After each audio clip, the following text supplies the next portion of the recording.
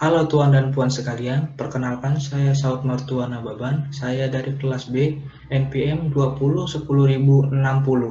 Dosen pengampu Bu Tuti Rastuti, SHMH. Di sini saya akan mempresentasikan hukum pidana.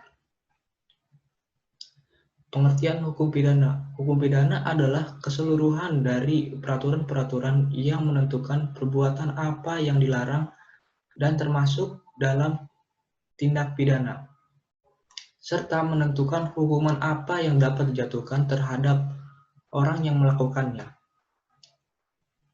Pengertian hukum pidana menurut Prof. Mulyanto, SH.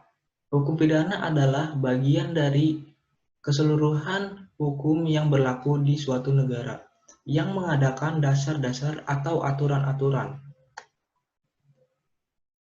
untuk menentukan perbuatan-perbuatan mana yang tidak boleh dilakukan dan yang dilarang. Kedua, menentukan kapan dan dalam hal apa kepada mereka yang telah melanggar larangan-larangan itu dapat dikenakan atau dijatuhi pidana sebagaimana yang telah diancamkan.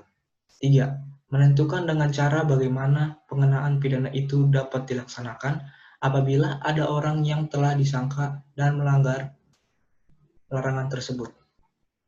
Sedangkan menurut Sudarsono, pada prinsipnya hukum pidana adalah yang mengatur tentang kejahatan dan pelanggaran terhadap kepentingan umum dan perbuatan tersebut diancam dengan pidana yang merupakan suatu penderitaan. Sumber hukum pidana dapat dibedakan atas sumber hukum tertulis dan sumber hukum yang tidak tertulis. Di Indonesia sendiri, kita belum memiliki Kitab Undang-Undang Hukum Pidana Nasional, sehingga masih memberlakukan Kitab Undang-Undang Hukum Pidana warisan dari pemerintah kolonial Belanda, Hindia Belanda. Adapun sistematika Kitab Undang-Undang Hukum Pidana antara lain: 1. Buku 1 tentang ketentuan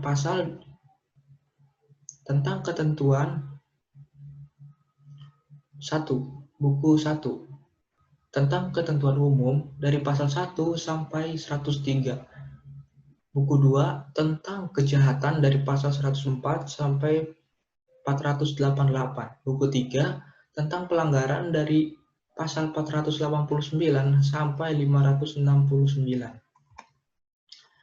Ketentuan-ketentuan hukum pidana selain termuat dalam Kitab Undang-Undang Hukum Pidana maupun undang-undang khusus, terdapat juga dalam berbagai peraturan perundang-undangan lainnya, seperti Undang-Undang Nomor 5 Tahun 1960 tentang Peraturan Dasar-Dasar Pokok Agraria, Undang-Undang Nomor 9 Tahun 1999 tentang Perlindungan Konsumen, Undang-Undang Nomor 19 Tahun 2002 tentang Hak Cipta, dan sebagainya. Hukum pidana objektif dan subjektif.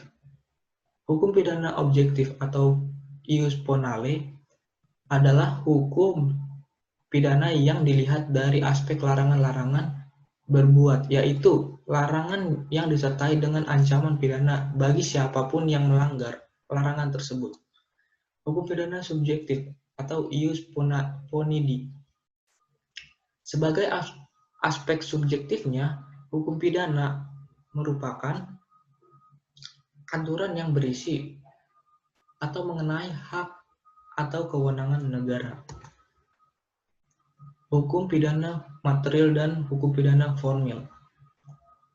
Tentang hukum pidana material dan hukum pidana formil akan dijelaskan menurut pendapat ahli di bawah ini.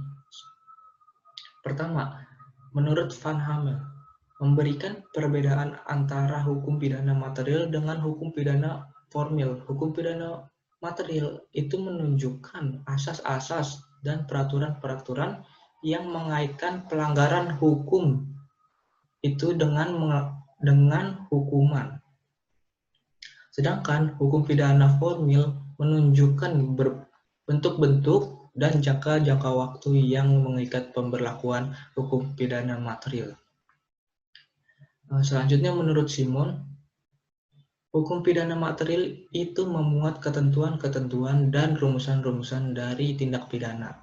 Peraturan-peraturan mengenai syarat tentang bila mana seorang itu menjadi dapat dihukum, penunjukan dari orang-orang yang dapat dihukum, dan ketentuan-ketentuan mengenai hukuman-hukumannya sendiri. Jadi menentukan tentang bila mana seorang itu dapat dihukum, siapa yang dapat dihukum, dan bila mana hukuman tersebut dapat dijatuhkan.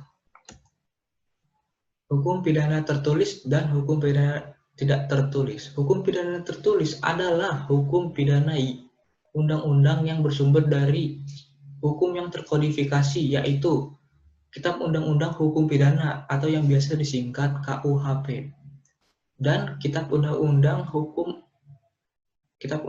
Hukum Acara Pidana atau yang biasa disebut KUHAP, dan bersumber dari hukum yang di luar kodifikasi yang tersebar di berbagai peraturan perundang-undangan. Sementara itu, hukum pidana tidak tertulis adalah sebagai wujud dari keanekaragaman hukum adat yang ada di Indonesia, yang masih diakui sepanjang tidak bertentangan dengan Pancasila. Hukum adat biasanya tidak tertulis. Sekarang saya akan menjelaskan tentang delik. Delik merupakan perbuatan yang dilarang oleh hukum pidana dan diancam dengan pidana. Untuk menentukan suatu perbuatan adalah perbuatan yang dapat dilanggar,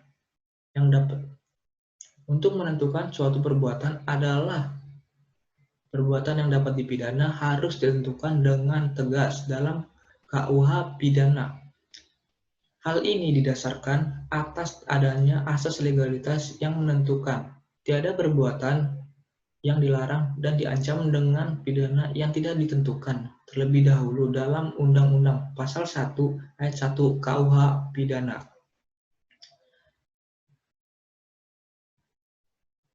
Atau nullum delictum nulla poena sine pravia lege onale.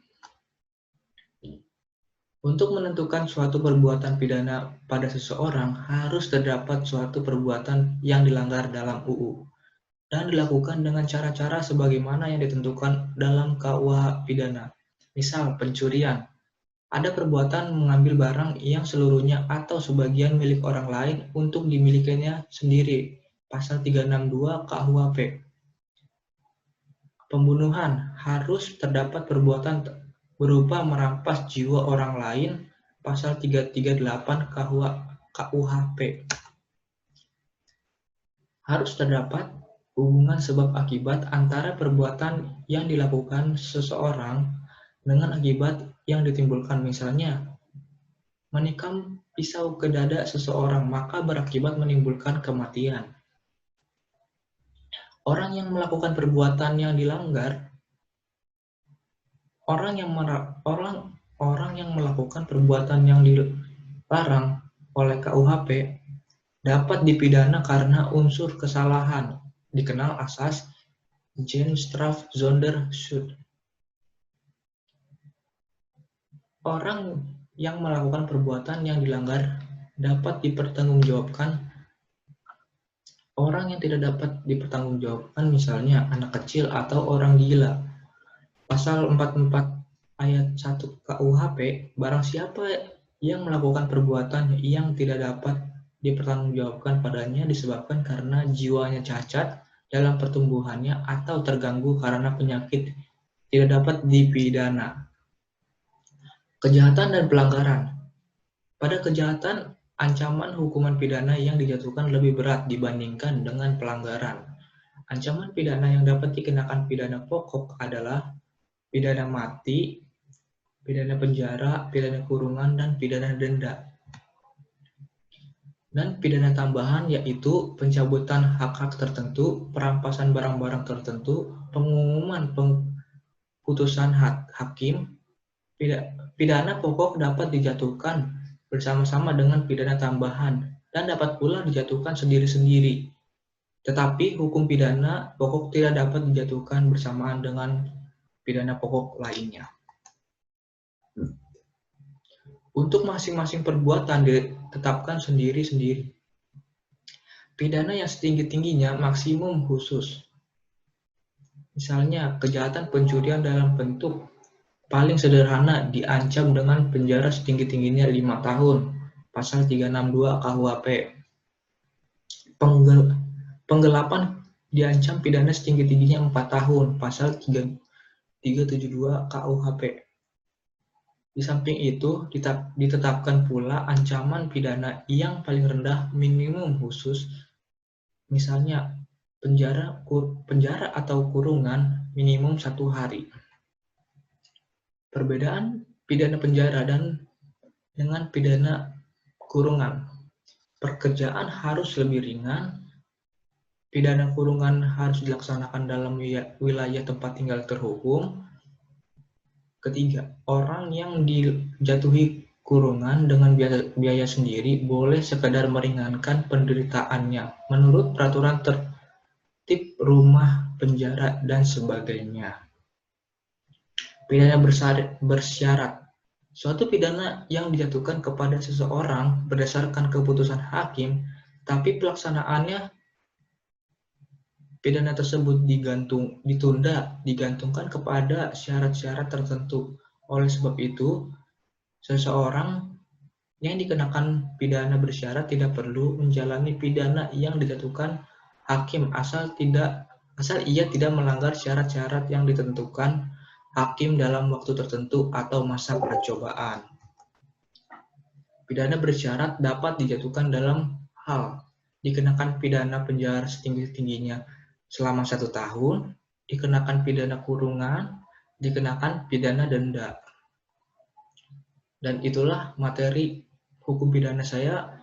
Mohon maaf jika ada salah kata. Terima kasih.